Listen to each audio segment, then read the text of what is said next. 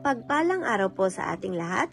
Ang aking pong bahagi ngayon ay mula sa aklat ng Levitico, Kabanata 27, talata 1 hanggang 7. Mga batas tungkol sa mga kaloob kay Yahweh.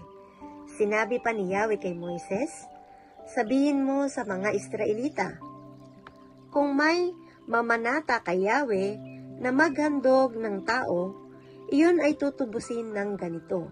Kung anak na lalaki, mula sa 20 hanggang 60 taong gulang, ito ay susuriin upang palitan o tubusin sa halagang 50 pirasong pilak ayon sa timbangan sa santuaryo, at 30 pirasong pilak naman kung babae. Mula sa 5 hanggang 20 taon, 20 pirasong pilak kung lalaki at 10 pirasong pilak naman kung babae. Kapag 1 buwan hanggang 5 taon, 5 pirasong pilak kung lalaki at 3 pirasong pilak naman kung babae. Kung mahigit ng 60 taon, 15 pirasong pilak kung lalaki at 10 pirasong pilak naman kung babae. Amen. Hello, pagpalang araw sa ating lahat. Narito po ang aking daily devotion sa book of Levitico chapter 27 verse 8-14. Kung walang maitutubos dahil sa kahirapan, ang taong iyo'y ihaharap sa pari at siya ang magpapasya. Kung magkano ang itutubos ayon sa kakayanan ng may panata. Kung ang panatang handog ay hayop, dapat itong ilaan kay Yahweh. Hindi ito maaaring palitan. Kapag pilit na pinalitan, ang papalitan at ipapalit ay paparehong ilalaan kay Yahweh. Kung ang ipinangakong hayop ay hindi karapat-dapat ihandog kay Yahweh, dadalhin iyon sa pare. Hahalagahan niya ito, anuman ang uri ng hayop, at hindi matawaran ang halagang ipinasya ng pare. Kung tutubusin ang hayop, magdaragdag kayo ng halaga ng 1/5 bahagi ng halaga ng hayop. Kung bahay naman ang ipinangangako, hahalagaan ito ng pari ayon sa uri at kayarian, at ang kanyang itinakdang halaga ay hindi matatawaran. Amen po. Magandang araw pong muli sa ating lahat. Muli niyo po akong samahan sa aking pagbabahagi ng salita ng Diyos. Sinasabi po dito sa 27 kabanata ng Levitico, versikulo 15 hanggang 21. Kung gustong tubusin ng naghandog, babayaran niya ito ng may patong na 1/5 parte na halaga niyon, at mababalik sa kanya ang bahay. Kung isang lagay na lupang minana ang ipinangako, ang itutubos ay batay sa binhi na inihahasik doon. 10 pirasong pilak sa bawat kabang sibada. Kung ang paghahandog ay ginawa sa simula ng taon ng paglaya, babayaran ng buo ang tubos nito.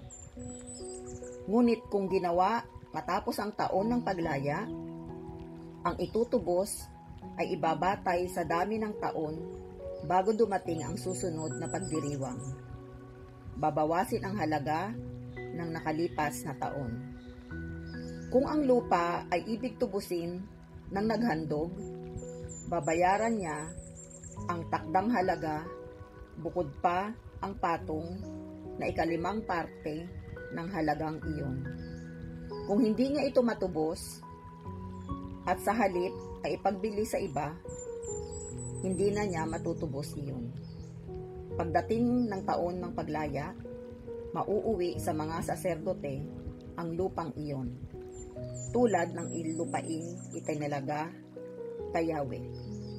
Ito po ang mga salita ng Diyos. Papuri po sa Diyos. Amen. Ang aklat ng Levitico, Kabanata 27, versikulo 22 hanggang 28, at ang sabi, kung ang ipinangako naman ay ang lupang binili at hindi minana, hahalagahan iyon ng pari ayon sa dami ng taon bago dumating ang taon ng paglaya. Sa araw ring iyon, ibibigay ng nangako ang pantubos bilang handog kay Yahweh. Pagdating ng taon ng paglaya, mababalik ang lupang ito sa dating may-ari o sa kanyang tagapagmana. Ang halaga ng pangtubos ay batay sa timbangan ng santuaryo. Bawat pirasong pilak ay katumbas ng 12 gramo. Hindi maaring maipanata kay Yahweh ang panganay na hayop, maging baka o tupa, sapagkat iyon ay sadyang para kay Yahweh. Ngunit kung iyon ay hayop na hindi karapat-dapat ihandog kay Yahweh, tutubusin ito ng may-ari sa takdang halaga maliban pa sa dagdag na 1/5 bahagi ng halaga iniyon. Kung hindi matubos, ipagbibili ito sa takdang halaga. Lahat ng lubos na naiaalay kay Yahweh, maging tao, hayop o minanang lupa, ay hindi na maaaring tubusin o ipagbili sapagkat iyon ay ganap na sagrado sa Kanya. Ito ang salita ng Diyos. Amen. Our devotion for today is from the book of Leviticus, chapter 27, verse 29 to 34. Walang itinalaga na itatalaga ng mga tao ay matutubos, papataying walang pagsala. At lahat na 10 bahagi ng lupain, maging sa binhi ng lupain o sa bunga ng punong kahoy, ay sa Panginoon, magiging banal sa Panginoon. At kung ang sinuman ay tutubos ng alimang bahagi ng kanyang 10 bahagi, ay dadagdag niya roon ay 5 bahagi niyaon. At lahat na 10 bahagi sa bakahan o sa kawan, anumang madaan sa tungkod ay magiging banal sa Panginoon ay 10 bahagi. Huwag niyong sisiyasatin kung mabuti o masama, huwag niyang papalitan, at kung sa anumang paraan ay palitan niya, ay kapwa magiging banal, hindi matutubos. Ito ang mga utos na iniutos ng Panginoon kay Moises sa bundok ng Sinai, hinggil sa mga anak ni Israel. This is the word of God. Amen.